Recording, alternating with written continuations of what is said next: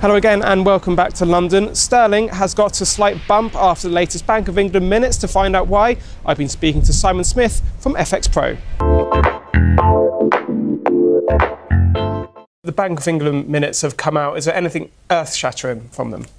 I think the most earth-shattering thing, they said that the next move in rates is likely to be up over the next 3 years, Wow. which is sort of saying the obvious. But sterling has come back. It's up just above the 150 level on cables, so up about half a big figure on them. And I think because we had a speech by Haldane earlier in the year that was suggesting that things are perhaps more balanced, we could actually see further easing. I think it's just put that confirmation in the mind of the markets. No, the next move is up. We may not know when it's going to be, but it will be. But also there were still those two members they described, and we know the two who were voting for higher rates last year, that still saw the decision as finally balanced. Is it a case of just waiting for the Fed? I know historically the Bank of England has followed the Fed, but is it too dangerous for the Bank of England to raise rates in such a low interest rate environment? I don't necessarily think, I mean, they've got a strong eye on the Fed. Naturally, there's a focus on the international minute, on the international time. There were notes in the minutes about acknowledging that the Eurozone had been doing better more recently. In terms of the Fed, I still think the Fed may be on hold for the rest of the year. Yeah. So I think it more comes through the currency angle. They won't want to see the sterling appreciate significantly if they do move ahead of the Fed, and the Fed has already found that, you know, in this sort of race to who's going to be first, there were consequences, and we've seen more note of the dollar in the Fed minutes as well over the last couple of releases. So I think it's interesting the way people talk about currency wars, the interest rates moving the currencies, but actually it's working the other way, that as the anticipation of rate hikes come, that's also impacting the currency, and you get in this sort of circular thing where that then creates a monetary tightening itself, then removes the need to put rates up. Yeah, what about the inflation story for the UK? I mean, this is an issue for many developed economies. Is it just the case that the Bank of England just has to wait until it sorts itself out? Is there anything, they can't actually do anything, can they?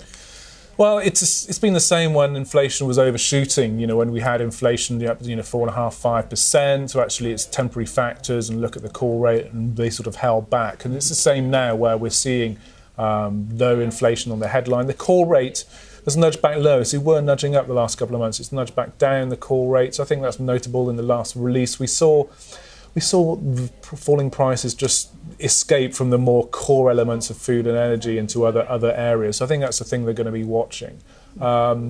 Yes, it is not only looking at prices, but also the wages side. They want to be sure that wages are feeding through into higher prices. Real wage increases is going to then increase spending power. So it's a confluence of factors, but certainly on the headline side, they just want to be sure that what they're seeing is temporary and it's not feeding through significantly into core rates. Yeah, I know the Bank of England is independent, we're all told that, but we have an election on the horizon. Yeah. Do you think that what happens in that election is going to influence how the Bank of England is going to act?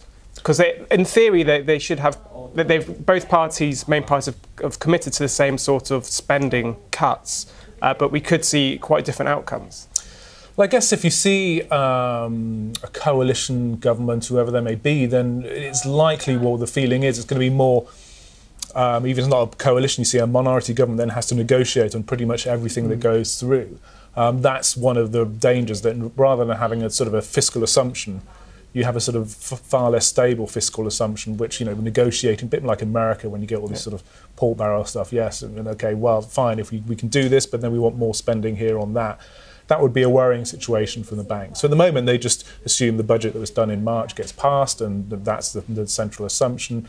In reality, the things will almost certainly change after the election. So yes, it does feed into the policy, but only in terms of the way fiscal policy could potentially change after the election, and other influences on the economy as a result of the election, which is almost certainly going to see some sort of change in power. Let's focus specifically on the election. It almost seems almost impossible to call.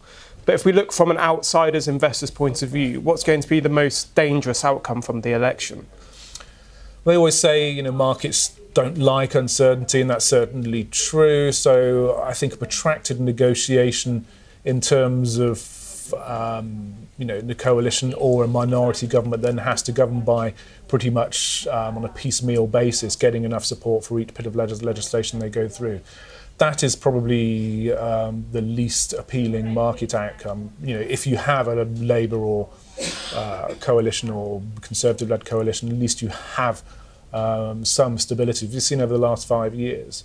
If you look at sterling, though, I mean, sterling has underperformed quite a lot the last 5 to 6 weeks. If you compare it to what we're seeing in interest rate spreads, if anything, sterling looks a bit oversold at the moment. So a lot of it is in the price, which does contrast to what we saw back in 2010 when the market was less prepared for the outcome, saw a bit of instability after the result, but it was pretty fleeting. Let's just finish off with that sterling move. I spoke to someone yesterday. They said that, same as you, that price drop in sterling's happened already, and it's just going to trade sideways until we get to the vote. Is that something you would agree with? Sideways, if not higher, just because I think we have perhaps come a bit too far. We've seen a decent recovery. We were, nudging towards a 145 level. We're back above 150. That's been helped by what's been going on in the dollar, but there's certainly been some independent sterling strength in there. So if anything, there is scope for some near-term recovery.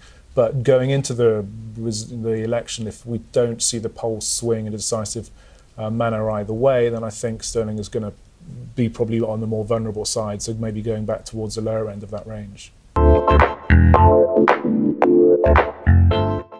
Well, thank you to Simon for his insight into the elections and also the Bank of England Minute. Stay tuned to Dukes Copy TV for more of the same, but for now, goodbye.